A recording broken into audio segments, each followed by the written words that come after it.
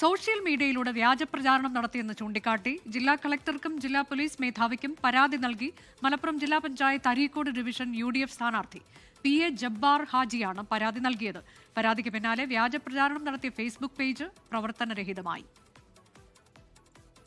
മലപ്പുറം പച്ചപ്പട എന്ന പേരിൽ ഒരു ഫേസ്ബുക്ക് പേജിൽ വ്യാജനിർമ്മിതമായി വളരെയേറെ പ്രചരണം നടത്തി തെറ്റായ വാർത്തകൾ, ഞാൻ പറയാത്ത കാര്യങ്ങൾ എൻ്റെ പേരിൽ പ്രചരിപ്പിച്ചപ്പോൾ ഞാൻ തെരഞ്ഞെടുപ്പ് ഭരണാധികാരി കൂടിയായ ബഹുമാനപ്പെട്ട ജില്ലാ കലക്ടർക്കും ബഹുമാനപ്പെട്ട മലപ്പുറം പോലീസ് സൂപ്രണ്ടിനും സൈബർ സെല്ലിനും കൊടുത്ത പരാതിയുടെ അടിസ്ഥാനത്തിൽ പേജിൻ്റെ പേരിൽ നടപടി സ്വീകരിക്കുകയും അത് അടച്ചുപൂട്ടാൻ തീരുമാനിക്കുകയും ചെയ്തിട്ടുണ്ട്.